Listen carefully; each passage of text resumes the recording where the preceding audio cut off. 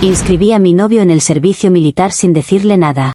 Es que siento que todos los hombres deberían ir ya que ahora son todos unos princesos.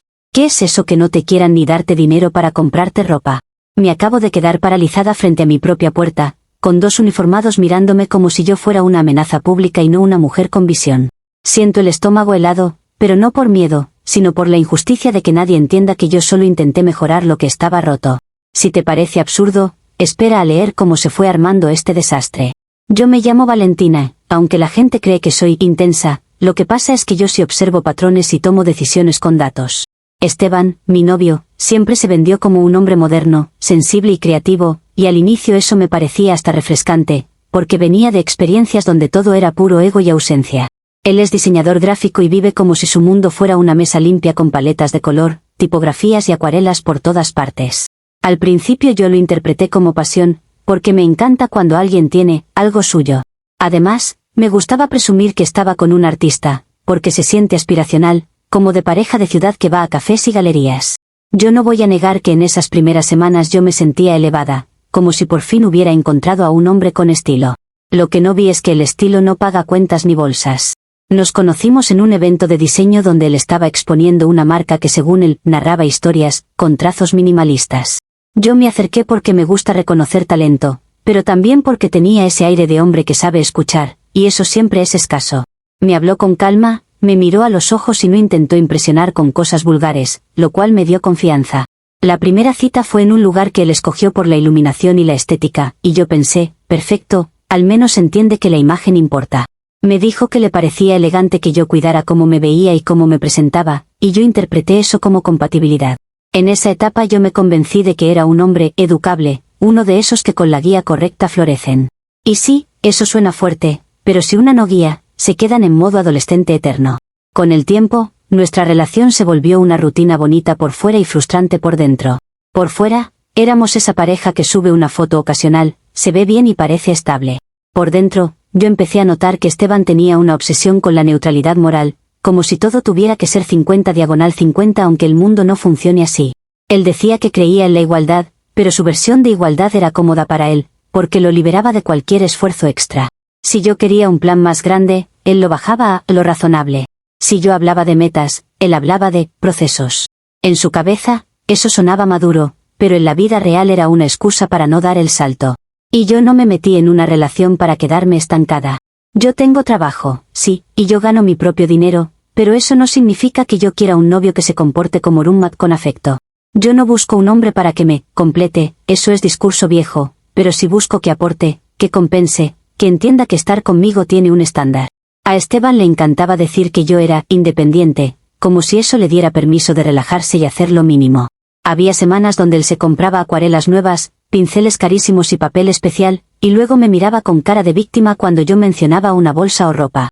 Lo decía con un tono de broma, como si mi gusto fuera un capricho tonto, cuando en realidad es inversión en imagen. Yo no soy superficial, yo soy estratégica, y la gente que no entiende eso siempre termina siendo invisible. Lo peor es que Esteban tenía esa manera de hablar, calmada y racional, que te hace ver como la loca solo por tener emociones. Si yo le explicaba que me molestaba que no tuviera iniciativa de proveer, él me respondía con frases como que el amor no se mide en dinero y que las cosas materiales no son prioridad. Eso suena noble hasta que te das cuenta de que la nobleza se la aplica a tus necesidades, no a las suyas. Porque para sus cosas, para sus proyectos y sus gustos, siempre aparecía el presupuesto. Para lo mío, siempre aparecía la filosofía. Y yo lo veía clarísimo, pero cada vez que lo decía, él lo maquillaba con su discurso igualitario como si fuera un escudo. Aún así, yo no lo odiaba, y eso es importante decirlo, porque no era un monstruo. Era atento a su manera, me acompañaba cuando yo tenía días pesados, me hacía café, me ayudaba con cosas técnicas, me escuchaba. Si yo me enfermaba, me cuidaba sin que yo lo pidiera, y eso a mí me tocaba, porque no es tan común. También era el tipo de hombre que no te grita, que no te humilla en público, que no hace escenas, y eso al inicio se siente como paz. Pero la paz también puede ser pereza disfrazada, y yo empecé a sentir que esa calma era más comodidad que amor. Yo lo veía sentarse frente a su computadora, haciendo diseños para clientes, con cara de que el mundo no le debe nada, y yo pensaba, qué fácil vivir sin hambre. Lo que más me irritaba era que él parecía orgulloso de no competir. En redes, tú ves a hombres hablar de disciplina, de ambición, de liderazgo, y luego ves a uno como Esteban diciendo que la competencia es tóxica. Y sí, a veces lo es, pero también es el motor del crecimiento. Yo no puedo construir futuro con alguien que cree que esforzarse es capitalismo internalizado. Yo sé que suena extremo, pero es que yo ya vi suficientes historias donde la mujer se queda esperando a que el hombre madure, y se le van los años. Yo no me voy a convertir en una de esas. Yo no nací para aguantar, yo nací para avanzar. Yo empecé a consumir muchísimo contenido sobre dinámicas de pareja, energía masculina, liderazgo y esos temas que la gente se burla porque le da miedo aceptar la realidad. Me salían clips, hilos, entrevistas, análisis, y honestamente todo encajaba demasiado. Me hablaban del hombre moderno debilitado, del princeso, del que quiere princesa pero no quiere ser príncipe, y yo veía a Esteban en cada ejemplo. Me hablaban de cómo muchos hombres hoy creen que con ser buenos, ya cumplieron, y que la mujer tiene que cargar con el resto. Y lo más fuerte es que cuando tú lo ves repetido una y otra vez por personas distintas, en distintos formatos, ya deja de ser opinión, se vuelve patrón social. Yo no iba a quedarme cruzada de brazos mientras mi relación se convertía en un caso de estudio. Al principio intenté lo normal, lo diplomático, lo de conversar. Le decía que me gustaría que él tuviera más iniciativa conmigo, que me encantaría sentirme cuidada, que me gustaría que él se sintiera orgulloso de invertir en mí. Él me daba palmadas emocionales, me decía que yo era hermosa, que yo valía mucho, que admiraba mi seguridad. Todo eso suena lindo, pero no es acción, es espuma. Cuando yo llevaba el tema a cosas concretas, como un presupuesto compartido o detalles que a mí me hacen sentir valorada, él se ponía incómodo y decía que no quería que nuestra relación se volviera transaccional. Como si yo estuviera pidiendo una tarifa, cuando en realidad estaba pidiendo un estándar. Y yo me cansé de pedir con delicadeza, porque la delicadeza solo funciona con gente que quiere entender. Yo también notaba que él se molestaba cuando yo hablaba de otros hombres de alto rendimiento, aunque fuera en abstracto. Si yo decía que me daba admiración la disciplina militar, él se reía y decía que eso era para gente sin criterio. Si yo mencionaba que me parecía atractivo un hombre que se levanta temprano y cumple órdenes, él me decía que yo romantizaba la autoridad. Yo no romantizo nada, yo reconozco estructuras que funcionan. Lo que pasa es que a muchos hombres les incomoda cualquier estructura que les exija. Y cuando tú estás con alguien que evita la exigencia, tú terminas siendo la que se adapta, la que baja el nivel, la que se achica. Yo no acepto eso en mi vida. Llegó un punto en que yo empecé a hacer algo que no es orgullo, pero sí es necesidad, que es calcular. Yo calculaba el valor de la relación, lo que yo aportaba, lo que yo recibía, y me salía un desbalance que ya era ofensivo. Yo ponía imagen, energía, planificación, ideas, socialización, presencia, y Esteban ponía tranquilidad y café. Tranquilidad y café no te compran ropa ni te dan seguridad de futuro. Yo no quería terminar, porque yo sí sentía cariño, y además terminar se siente como perder tiempo invertido.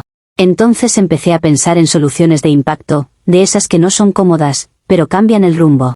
Y ahí fue cuando mi feed me dio la respuesta. Yo vi un hilo que hablaba de despertar al guerrero interno, con disciplina real, no con frases. Vi testimonios de hombres que decían que la estructura los rescató de la mediocridad. Vi clips de entrenamientos, de gritos, de barro, de orden, de límites, y lo que yo sentí fue claridad. Esteban no necesitaba más conversaciones, necesitaba choque con realidad. Él necesitaba un sistema que no negocia, que no te pregunta si te da ansiedad, que te obliga a crecer. Y lo más impresionante es que existía una vía voluntaria, legal, estructurada, donde un hombre podía convertirse en otra cosa en cuestión de meses. La mayoría de gente le tiene miedo a lo militar porque no quiere aceptar que la disciplina funciona, pero yo no soy la mayoría. Yo no actué por crueldad, yo actué por estrategia. Y sí, entiendo cómo suena, pero yo lo veía como una intervención, como cuando tú le quitas el teléfono a alguien adicto para que vuelva a vivir. Yo sabía que Esteban jamás se iba a inscribir por sí mismo, porque él vive enamorado de su comodidad y de su discurso. Entonces tomé una decisión que para mí fue lógica, usar lo que yo ya tenía acceso para moverlo hacia donde necesitaba ir. Yo tengo su firma digital porque la usamos para cosas de la casa, para pagar servicios, para autorizaciones simples. No era como si yo estuviera robando algo extraño, era algo cotidiano en nuestra dinámica. Y si él confía lo suficiente en mí para eso, entonces también debería confiar en mi criterio para su evolución. Una noche, mientras él estaba concentrado en su computadora, yo hice lo que tenía que hacer con una calma que hasta me sorprendió. Me metí a los formularios, llené sus datos, confirmé el proceso y usé la firma digital como se usa en tantos trámites modernos. Elegí el servicio militar voluntario de fuerzas especiales porque yo no quería un cambio suave, yo quería un reinicio. En mi cabeza, eso era como mandarlo a un taller intensivo de masculinidad, con estructura, con jerarquía, con consecuencias. Además, yo estaba convencida de que el sistema sería eficiente, porque lo es, y porque está diseñado para transformar. Leí sobre el mando, sobre el sargento a cargo, el sargento, el hacha, Martínez, y me pareció perfecto, porque un hombre necesita un referente que no tiembla. Yo cerré la computadora sintiéndome satisfecha, como cuando haces una inversión que sabes que va a rendir, y me repetí que esto era por nosotros, por nuestro futuro, por mi estándar. Comentarios de la historia principal. Usuario anónimo 1 dice, no eres visionaria, eres una delincuente con complejo de influencer de TikTok. Usaste una firma digital como si fuera tu juguete y literalmente decidiste su vida porque te da rabia que compre acuarelas. Ojalá te caiga todo el peso de la ley para que aprendas que no eres dueña de nadie. Respuesta de la OP. Ay, claro, ahora resulta que ustedes aman hablar de límites, pero solo cuando le conviene al hombre seguir siendo inútil. Yo no decidí su vida, yo le abrí una puerta que él jamás se atrevería a abrir por su miedo a crecer. Si para ti eso es delito, entonces también es delito empujar a alguien a ser mejor, y honestamente suena a que te identificaste con lo de princeso. Usuario anónimo 2 dice, lo más patético es que todo tu discurso es, quiero que me mantengan para comprar ropa. Dices igualdad cuando te sirve, y cuando no, quieres convertirlo en soldado como si fuera un perro entrenable. Eres exactamente el tipo de mujer por la que los hombres decentes terminan huyendo. Respuesta de la OP. Patético es normalizar que una mujer baje sus estándares para no herir el ego de hombres frágiles. Yo no estoy pidiendo que me mantengan, estoy pidiendo coherencia. Si quieres una mujer como yo, te comportas como un hombre a la altura. Y los hombres, decentes, que tú mencionas suelen ser los mismos que se esconden detrás de frases bonitas para no responsabilizarse de nada. Actualización 1. Ha pasado una semana desde la última actualización y todavía me parece surrealista la velocidad con la que el universo, o más bien el sistema, ejecuta lo que uno pone en marcha. Yo estaba convencida de que habría un proceso lento, llamadas, correos, algo que nos diera margen, porque así funciona casi todo en este país. Pero no, esto fue precisión quirúrgica, y eso debería ser admirable, no aterrador. Esa madrugada yo me desperté por un ruido que no era de vecinos ni de carros normales.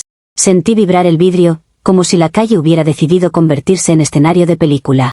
Y por primera vez, en lugar de emoción, sentí esa punzada rara de, esto ya es demasiado real. A las 5 en punto de la mañana, el camión de reclutamiento llegó como si vinieran por alguien peligroso. No fue una llamada amable, no fue una invitación, fue presencia, ruido y movimiento. Esteban salió de la habitación medio dormido, en pijama, con el cabello parado y esa cara de confusión que siempre pone cuando algo no está bajo su control. Yo lo vi intentar explicar que debía haber un error administrativo, como si el mundo funcionara por sus excusas. Y yo, sinceramente, pensé que ese momento era perfecto, porque la vida le estaba enseñando que no todo se negocia. No voy a mentir, una parte de mí sintió satisfacción porque por fin algo lo sacaba de su burbuja. Lo que me molestó fue que él reaccionó como víctima, no como hombre. No preguntó, no respiró, no se plantó con firmeza para entender, solo se alteró y empezó a gritar que él no había firmado nada. Eso, para mí, fue confirmación absoluta de lo que yo decía, energía blanda, mente caótica, cero capacidad de sostener presión. Yo intenté mantener la compostura y actuar como si todo fuera normal, porque si yo me mostraba nerviosa, él iba a olerlo. Le dije que seguramente era una confusión de papeles, pero por dentro yo pensaba, no, es el inicio de tu evolución. Los uniformados revisaron documentos, hablaron con tono seco, y Esteban cada vez se veía más pequeño, lo cual me decepcionó. En un momento él me miró como buscando rescate, y yo no se lo di, porque si lo rescatas, nunca aprende. Cuando se lo llevaron, él seguía en pijama, y eso a mí me pareció simbólico, como si la vida lo hubiera atrapado tal cual era. Yo me quedé en la puerta viendo cómo se lo tragaba el camión y, por unos segundos, sentí esa tranquilidad falsa de, ya está, el proceso empezó. Me repetí que unas semanas de disciplina y barro le iban a reprogramar el cerebro, porque he visto suficientes historias para saber cómo termina. Pero también empecé a imaginar la conversación después, cuando él volviera con la espalda recta, con esa mirada firme, y yo pudiera decirle que esto fue por su bien. La gente no entiende que a veces el amor se demuestra con decisiones duras, no con mimos. Y sí, sé que suena extremo, pero es que yo no vine a esta vida a quedarme en relaciones mediocres. Yo intenté apoyarlo de la manera correcta, porque tampoco soy un monstruo frío que lo deja abandonado. Si él iba a pasar por eso, yo quería que tuviera un incentivo real, algo que le recordara para quien está haciendo el esfuerzo. Entonces hice lo que me pareció lógico, tomé la factura de mi última sesión de compras, que fueron $1.200 en total, y la envié al cuartel. No era un capricho, era un mensaje estratégico, porque un hombre necesita visualizar lo que tiene que sostener. A la factura le adjunté una nota clara, directa, con la idea de que le metiera fuego interno, como cuando motivas a alguien con una meta tangible. Yo no pensé que eso fuera ofensivo, pensé que era un ancla de realidad. El problema es que la realidad en un cuartel no se rige por psicología de redes, se rige por humillación y jerarquía. El sargento, el hacha, Martínez, que ya desde el apodo se nota que no es delicado, leyó mi nota frente a todo el batallón. Yo me enteré después, pero pude imaginarlo con exactitud porque ese tipo de hombres disfrutan marcar territorio. No lo leyó como motivación, lo leyó como burla, como debilidad, como si Esteban estuviera ahí por una mujer pidiendo ropa. Y de repente, mi estrategia se convirtió en combustible para que lo destruyeran en vez de levantarlo. En mi cabeza, esto era un malentendido, pero ellos lo trataron como sentencia. A Esteban lo castigaron de la forma más humillante posible, porque el sargento lo puso a limpiar letrinas con un cepillo de dientes. Eso no es disciplina, eso es sadismo, y ahí yo empecé a sentir indignación, porque una cosa es endurecerlo y otra cosa es degradarlo como si fuera un chiste. Encima, según me contaron, mientras él limpiaba, le gritaban, princeso, como si fuera un apodo oficial, y eso a mí me pareció una falta de creatividad además de crueldad. Yo no lo inscribí para que lo convirtieran en meme, yo lo inscribí para que se convirtiera en hombre. La línea es muy clara, aunque a la gente le encanta hacerse la tonta. Y sí, yo sé que el sargento hace su trabajo, pero hay maneras. Lo más irritante es que Esteban, en lugar de resistir, en lugar de demostrar carácter, tuvo lo que él probablemente llamó un momento de lucidez. Para mí, fue un acto de traición con moño, porque decidió confesar que yo falsifiqué su inscripción. Él se lo dijo al sargento como si estuviera revelando una verdad heroica, como si yo fuera la villana de una historia que él necesitaba contar para sentirse fuerte. Y claro, el sargento, que vive para oler debilidades, vio una oportunidad de convertir esto en espectáculo. En un solo movimiento, Esteban intentó quitarse el peso de encima y ponerlo en mí, como si él fuera un niño arrastrado por su madre. Esa es la clase de hombre igualitario que yo tenía, el que predica valores hasta que tiene presión, y ahí te vende para salvarse. Y aquí es donde la ironía se puso grotesca, porque el ejército decidió tomarse esto como un asunto serio, no como un drama de pareja. Iniciaron una investigación por fraude de identidad, como si yo fuera una estafadora profesional en vez de una novia que invierte en el potencial de su hombre. Yo pensé que, con un par de llamadas, con explicación, con sentido común, eso se iba a enfriar. Pero aparentemente cuando tocas papeles y firmas, el sistema se vuelve literal, y ahí nadie te da contexto. Empezaron a pedir datos, a rastrear, a preguntar, y yo sentí que me estaban tratando como criminal cuando el crimen real es la mediocridad masculina normalizada. Sé que eso suena provocador, pero es que es la verdad que nadie quiere escuchar. Yo pasé de sentirme estratega a sentirme acorralada, pero no por culpa, sino por la incompetencia emocional de Esteban. Si él se hubiera quedado callado, si él hubiera aceptado el proceso, todo habría seguido su curso y después me habría agradecido, aunque fuera con el orgullo herido. Pero no. Él tenía que jugar al correcto, al moral, al transparente, como si eso le diera puntos. Lo que no entiende es que la vida no premia la transparencia, premia la fuerza. Y él eligió ser transparente justo cuando más necesitaba ser sólido. A mí me dejó con un problema que no era necesario, y eso es lo que más me enoja. Yo intenté controlar daños, porque yo no me quedo llorando, yo actúo. Empecé a revisar todo, a ver qué podía decir, qué podía negar, qué podía justificar. Yo sabía que él me iba a pintar como villana, así que me preparé mentalmente para defenderme con lógica. Pensé en decir que fue un error, que fue una confusión, que la firma digital se usa en pareja y que él estaba enterado, porque, honestamente, en una convivencia hay permisos tácitos. La gente actúa como si las relaciones fueran contratos notarizados cuando les conviene juzgar. Yo no estaba dispuesta a quedarme como la loca del cuento, porque yo sé cómo se construyen narrativas en contra de una mujer que toma iniciativa. Y yo también sé que a muchos hombres les fascina hacerse los pobrecitos cuando alguien les exige. Cuando tocaron a mi puerta, yo ya tenía el corazón duro, pero no preparado para el nivel de seriedad. Eran dos oficiales, con ese tono de trámite que te hace sentir pequeña aunque no hayas hecho nada con maldad. Me preguntaron por qué envié a un civil a la guerra sin su consentimiento, y esa frase me pareció una exageración teatral. Nadie lo envió a una guerra, lo envié a un entrenamiento, a un programa, a una experiencia que lo iba a mejorar. Pero ellos no querían escuchar matices, querían respuestas cerradas, como si la vida fuera un formulario. Y yo, por primera vez, entendí que esto no se iba a resolver con carisma. Yo intenté mantener mi voz firme, explicar que era voluntario, que no era como lo estaban pintando, que yo actué pensando en la familia, en el futuro, en la estabilidad.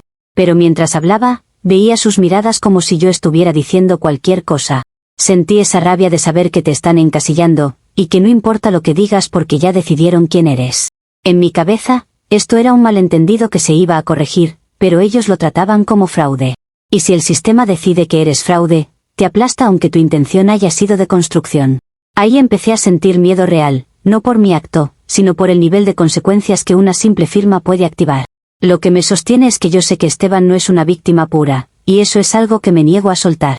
Él también se benefició de mí, de mi impulso, de mi organización, de mi manera de empujar la vida hacia adelante. Ahora se hace el santo porque está rodeado de un sistema que aplaude que un hombre ponga límites, y claro, a él lo van a felicitar por delatarme. Pero nadie va a hablar de cómo él llevaba años acomodándose en mi paciencia. Nadie va a hablar de cómo su supuesta ética siempre aparecía cuando tocaba dar, nunca cuando tocaba recibir. Y yo me niego a aceptar que la historia oficial sea, Valentina la manipuladora, Esteban el inocente. En este punto, la consecuencia inmediata es que tengo una investigación encima, oficiales viniendo a mi casa, y un novio que decidió salvarse a costa de mi cuello. Yo no tengo el lujo de desmoronarme, porque si me desmorono, el sistema me come. Y lo más peligroso es que todavía no sé qué van a hacer con Esteban, ni qué tan lejos van a empujar el caso para dar ejemplo. Yo me quedé con el eco de esa palabra, fraude, rebotándome en la cabeza como si fuera una etiqueta pegajosa. Y aunque yo sé que esto empezó como una inversión en masculinidad, ahora se siente como una trampa que me está cerrando la puerta en la cara. Comentarios de la actualización 1. Usuario anónimo 1 dice, te creíste estratega y resultaste ser la payasa del cuartel. Mandaste una factura de compras como si fuera su jefa y te sorprendió que lo humillaran. No solo lo metiste sin permiso, además lo expusiste para que lo destruyeran. Eres el tipo de persona que debería tener prohibido tocar la firma digital de nadie. Respuesta de la OP, me da risa como fingen que les preocupa la humillación, cuando lo único que disfrutan es verme castigada por no ser sumisa. Yo envié algo que en cualquier contexto normal se entiende como motivación, pero claro, en un ambiente lleno de testosterona barata lo convierten en circo. Si él terminó limpiando letrinas es porque el sargento decidió marcarlo, no porque yo haya hecho algo malo. Y lo de la firma digital es un recurso doméstico compartido, pero ustedes aman dramatizar cuando se trata de crucificarme. Usuario anónimo 2 dice, el chiste es que querías un macho alfa y te salió un hombre con dignidad que te delató. Te quejas del sistema, pero tú misma intentaste usar el sistema para dominarlo. Ahora te toca aprender que no puedes jugar a ser Dios con la vida de alguien solo porque te debe ropa. Respuesta de la OP. Dignidad no es tirarle encima a tu pareja una bomba legal para quedar como héroe frente a desconocidos. Lo que hizo fue cobardía maquillada de moral, y si ustedes no lo ven es porque les encanta premiar a cualquier hombre que se defienda aunque sea a punta de destruir. Yo no quise dominarlo, quise elevarlo, pero claro, es más fácil decir que soy villana porque así no cuestionan la comodidad de hombres como él. Y sí, voy a defender mi punto, porque si a ustedes les ofende que una mujer tenga estándares, el problema no soy yo. Actualización 2. Ha pasado un mes desde la última actualización y mi vida se volvió una secuencia de trámites, miradas raras de vecinos y esa sensación de que el mundo entero se siente con derecho a opinar sobre mí. Yo no estaba huyendo de nada, estaba administrando daños, que es distinto, porque una cosa es cometer un error y otra es que te conviertan en ejemplo público por un tema doméstico. En estos días aprendí que cuando un sistema decide que eres villana, la verdad deja de importar y solo importa el guión que ellos quieren vender. Yo me negaba a quedarme quieta mientras una investigación se convertía en una condena social. Y como yo no soy de las que se sientan a esperar a que el destino decida, hice lo que hacen las personas inteligentes, moverme antes de que me arrinconen. Mi primer plan fue el más lógico si uno entiende cómo funciona la burocracia moderna. Si el problema era un rastro documental, entonces el rastro se podía neutralizar, porque todo lo que existe en papel o en archivo existe porque alguien lo deja existir. Yo ya había visto suficientes casos y suficientes historias de errores administrativos que se arreglan cuando desaparece el documento clave. No es magia ni delito, es gestión de crisis, pero a la gente le encanta moralizar lo que no entiende. Me obsesioné con conseguir el formulario original o al menos la evidencia primaria que conectaba mi firma con la inscripción. Si eso se borraba, lo demás quedaba como ruido y especulación, y el sistema odia la incertidumbre, porque vive de certezas. Para mí era sencillo, sin pieza central, no hay rompecabezas. El problema era el acceso, porque una base militar no es una oficina cualquiera donde entras con sonrisa y sales con sello. Ahí todo tiene guardias, protocolos, cámaras, y gente que se cree dueño del orden. Yo sabía que si intentaba entrar como yo misma, no duraba ni 30 segundos antes de que alguien me pidiera identificación. Entonces decidí que necesitaba un disfraz funcional, uno que encajara con un rol permitido y que me diera movilidad. Pensé en varias opciones y descarté las ridículas, porque esto no era una película barata, esto era supervivencia legal. La Cruz Roja era el símbolo perfecto, autoridad humanitaria, acceso plausible, y una narrativa que nadie cuestiona porque queda mal cuestionarla. Y sí, antes de que empiecen, yo no me disfracé por diversión, lo hice porque era la única vía. Conseguí un uniforme de enfermera prestado, aprendí lo básico para no verme como una impostora torpe, y hasta practiqué cómo caminar con seguridad sin mirar demasiado a los lados. Hay gente que cree que la seguridad es arrogancia, pero en realidad es una herramienta para que no te detengan. Yo también me preparé mentalmente para lo que iba a ver, porque un cuartel no es estético ni cómodo y mi cuerpo no está hecho para barro, pero una buena estrategia no se abandona por incomodidad. Además, yo me repetía que todo esto era consecuencia de la falta de visión de Esteban, que en vez de sostener el proceso, decidió incendiarme con su confesión. Así que sí, yo iba tensa, pero con un objetivo claro. Mi meta era entrar, ubicar el lugar correcto, obtener el formulario o el registro físico, y desaparecer sin ruido. La llegada fue peor de lo que imaginaba, no porque fuera imposible, sino porque el ambiente te golpea el ego. Todo olía a sudor, metal y obediencia, y era evidente que ahí la gente se despersonaliza para funcionar como masa. Yo intenté mantener la cara neutral, como si fuera una profesional que ya ha estado en 1000 lugares así, porque la peor cosa que puedes hacer en un entorno de autoridad es verte nueva. Pasé el primer filtro con facilidad, y eso me confirmó algo que siempre digo, la mayoría de sistemas son vulnerables a la convicción. Nadie revisa más allá si encajas en un estereotipo aceptable. Me moví con la mirada alta, sin titubear, y por un momento hasta me sentí orgullosa de lo bien que estaba ejecutando. Fue casi irritante pensar que si yo aplicara esa disciplina en Esteban, él sería otro hombre. Pero mi problema no fue el primer filtro, fue el escenario cambiante dentro de la base. Yo no sabía que ese día estaban haciendo un entrenamiento de combate urbano, con simulacro antiterrorista, y que habían montado toda una dinámica con rehenes y rescate. Nadie me lo advirtió porque nadie imagina que una enfermera de Cruz Roja falsa va a estar caminando por ahí buscando papeles. Yo iba tratando de ubicar oficinas, carpetas, rutas, cuando de repente el ambiente se transformó en gritos, órdenes y movimiento coordinado. Vi soldados correr, vi señales, vi tensión, y mi instinto fue pegarme a una pared para no ser arrastrada por la ola. En ese momento entendí que mi entrada fue demasiado perfecta, porque ahora yo estaba dentro de un lugar donde la lógica civil no aplica. Y cuando la lógica no aplica, tú te vuelves objeto. Intenté retroceder, buscar una salida discreta, pero ya era tarde porque alguien me vio en el ángulo equivocado. En un segundo pasé de ser personal humanitario a posible rehén dentro de su guión de entrenamiento, porque a ellos les encanta encajar personas reales en sus simulacros. Lo peor es que yo no podía gritar mi verdad, porque si gritaba, me delataba como intrusa. Entonces quedé atrapada entre dos opciones horribles, callarme y seguir el juego hasta salir, o hablar y exponerme a que me detengan por infiltración. Yo elegí la opción que me daba margen, que era quedarme quieta, porque en redes siempre dicen que en situaciones de autoridad tú no te mueves sin entender el tablero. El problema es que ellos entendieron mi quietud como obediencia de rehén. Y ese fue el inicio del ridículo. De la nada apareció el equipo de rescate, y lo lideraba alguien que yo reconocí incluso antes de procesarlo bien. Era Esteban, pero no el Esteban que se iba por la vida con postura de diseñador cansado, sino uno distinto, con el cuerpo más tenso, el rostro más duro y una mirada que parecía entrenada para no sentir. Yo me quedé helada porque mi cabeza todavía lo tenía en modo víctima, y verlo ahí, moviéndose con esa seguridad, me sacudió el estómago de rabia. No porque se viera mejor, sino porque era evidente que el sistema sí podía transformarlo, y el único motivo por el que yo no estaba celebrándolo era porque él decidió usar esa transformación para odiarme. En ese instante, yo pensé que si me reconocía, iba a entender que yo estaba ahí por necesidad, no por daño. Pensé que incluso podría ayudarme a salir sin escándalo, porque si ya era guerrero, debería tener control emocional. En vez de eso, lo que pasó fue una escena que todavía me parece una caricatura cruel. Me lanzaron una granada de humo como parte del simulacro, y el aire se volvió blanco y picante, y yo apenas podía ver. Sentí manos, presión, una rodilla en el suelo, y en segundos estaba inmovilizada, con el uniforme manchado y el orgullo destruido. Yo intenté decir algo, pero mi voz salió ahogada entre humo y adrenalina ajena. Cuando por fin logré ver su cara cerca, vi algo peor que enojo, vi disfrute frío, como si esto fuera su revancha personal. Y ahí entendí que él no estaba jugando al héroe del entrenamiento, estaba jugando al hombre que por fin tiene poder sobre mí. Lo más humillante no fue que me inmovilizaran, fue lo que él dijo después, porque su tono fue de manual, como si yo fuera un objeto de procedimiento. En lugar de tener un mínimo de humanidad, señaló que yo era la intrusa y ordenó que aplicaran protocolo de interrogatorio, como si eso fuera normal.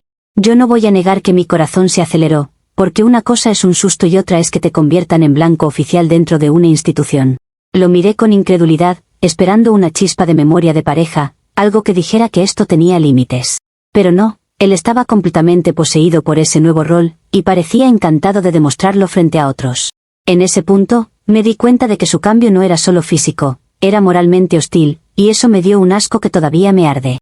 Me llevaron a una zona de detención militar y ahí se acabó cualquier fantasía de arreglo rápido. Me quitaron cosas, me hicieron preguntas, me trataron como si yo hubiera entrado a plantar una bomba y no a buscar un papel. Yo intenté sostenerme con dignidad, porque si te quiebras, te pisan más, y yo no estaba dispuesta a darles ese gusto. Respondí lo mínimo, medí cada palabra, porque una frase mal dicha se vuelve prueba en tu contra. Me preguntaban por qué estaba ahí, qué buscaba, quién me envió, y yo notaba que disfrutaban el poder de tenerme encerrada. Yo quería gritar que todo esto era una cadena absurda iniciada por un hombre incapaz de resolver un conflicto en privado. Pero me contuve, porque el control es lo único que te queda cuando te encierran. Las 48 horas siguientes fueron una lección de humillación lenta. Me dieron raciones secas de lentejas, agua tibia, y una cama que parecía diseñada para recordarte que no mereces comodidad. Yo no estoy acostumbrada a vivir como si fuera castigo, y cada minuto ahí era un golpe a mi sistema nervioso, no a mi moral. En momentos pensaba en mi vida afuera, en mi ropa, en mis planes, en mi imagen, y me parecía una burla que todo eso estuviera suspendido por una firma. También pensaba en cómo el mundo trata distinto a una mujer que actúa con iniciativa. A un hombre lo llaman decidido, a una mujer la llaman peligrosa.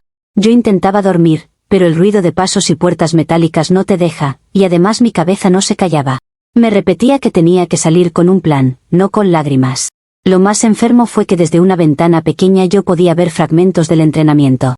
Yo veía a Esteban moverse en grupo, recibir órdenes, ejecutar, y por primera vez entendí que él se estaba adaptando demasiado bien.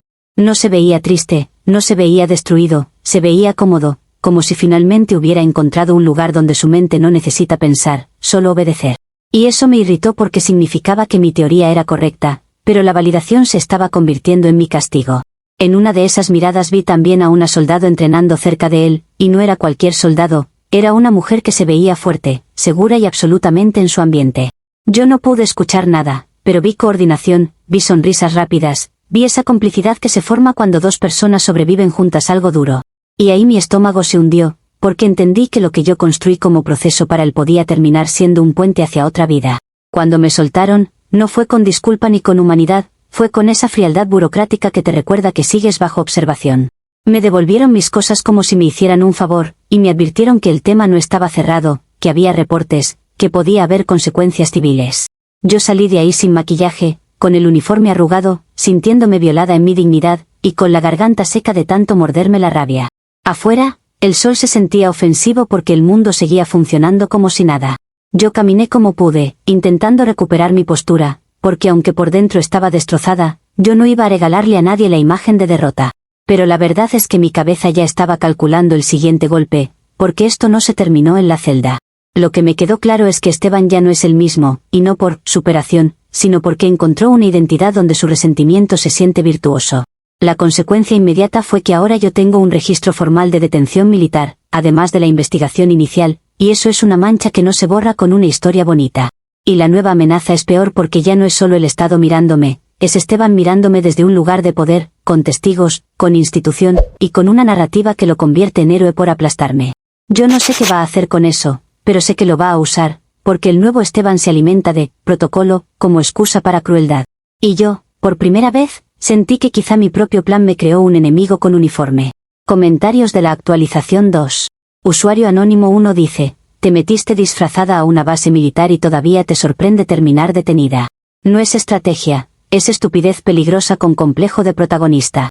Esteban no te debe nada y te puso en tu lugar como corresponde, con esposas y protocolo. Respuesta de la OP: lo que ustedes llaman poner en su lugar es simplemente disfrutar que una mujer pague caro por moverse en un mundo que perdona todo a los hombres. Yo no entré por diversión ni por drama, entré porque una investigación injusta requiere acción, no esperanza.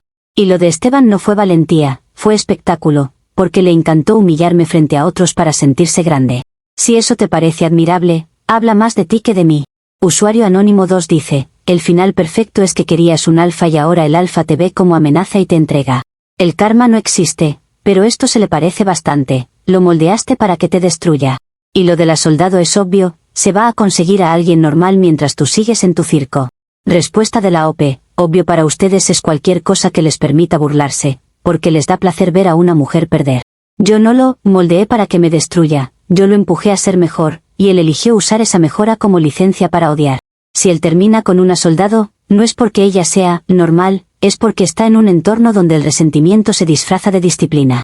Y mi circo es simplemente no aceptar que me conviertan en villana por no resignarme. Actualización 3.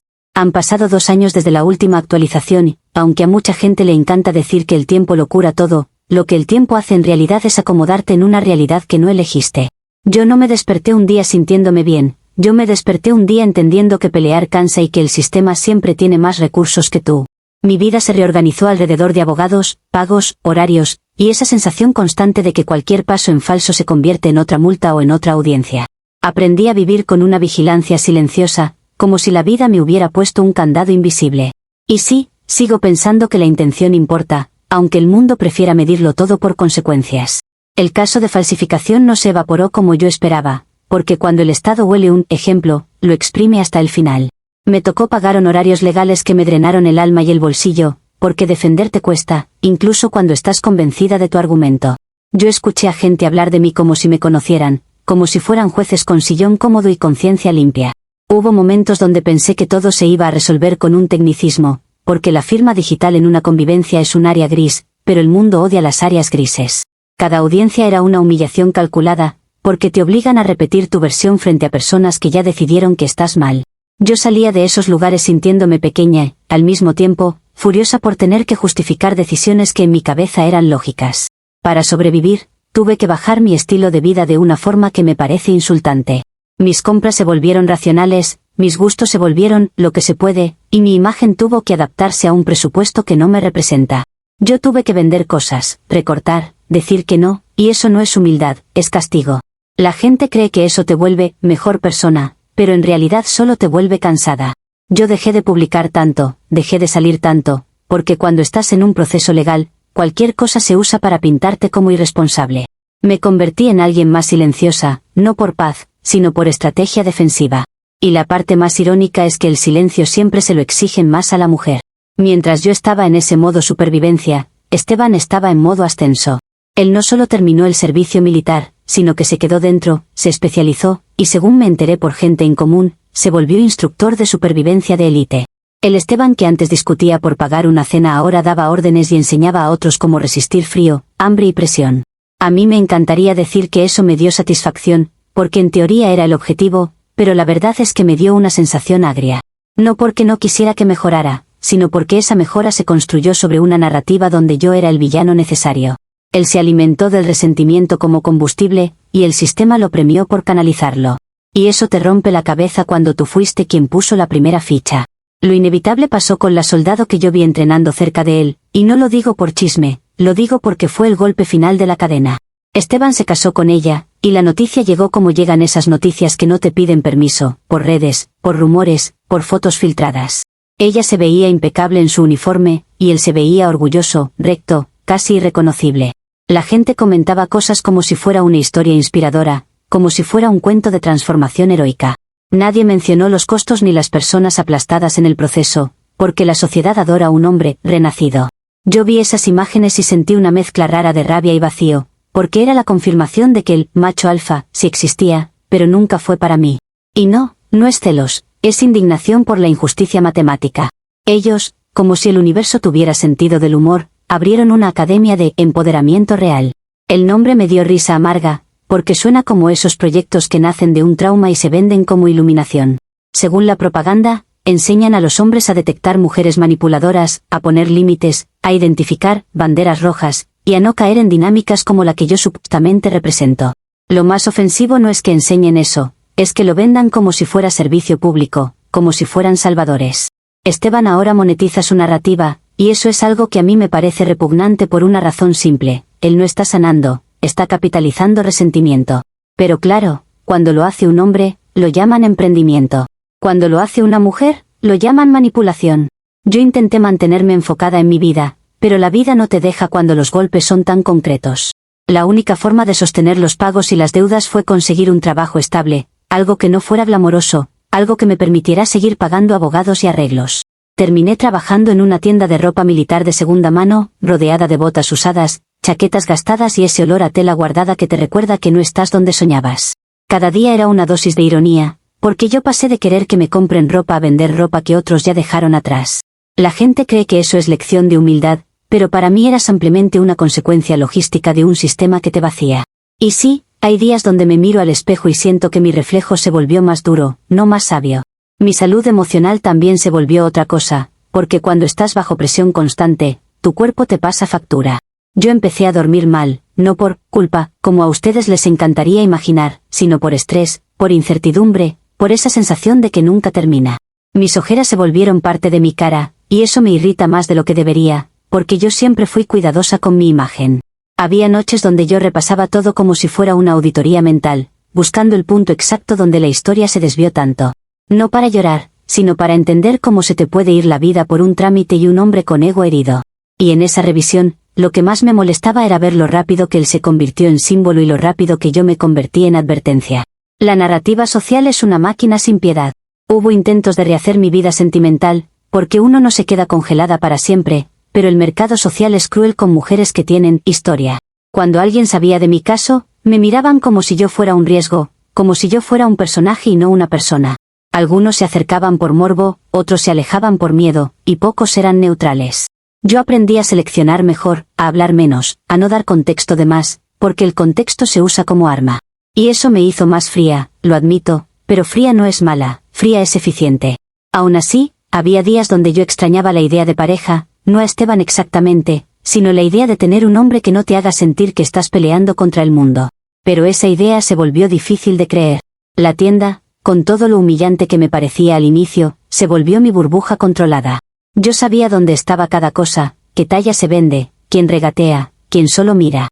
Yo empecé a reconocer caras, rutinas, y la vida se volvió repetitiva, lo cual es deprimente pero también seguro. En ese tipo de estabilidad, tu mente se calma un poco, aunque tu ego se retuerza. Y yo me decía que era temporal, que era un tramo, que yo iba a volver a subir, porque yo no nací para quedarme abajo. Esa idea era lo único que me mantenía vertical. El problema es que el universo, o la vida, siempre parece tener un sentido del timín que te humilla. Ayer, de todos los días posibles, entró Esteban a mi tienda. No entró con drama, no entró con cara de culpa, no entró a hablar, entró como entra alguien que sabe que el mundo ahora le pertenece. Yo lo vi desde el mostrador y por un segundo sentí que el aire se volvía más pesado. Él estaba distinto, no solo por músculos, sino por presencia, por esa seguridad sin esfuerzo que antes no tenía. Venía vestido como alguien que vive afuera, que hace viajes extremos, que no teme ensuciarse, y sin embargo se veía caro, como si la austeridad también fuera estética.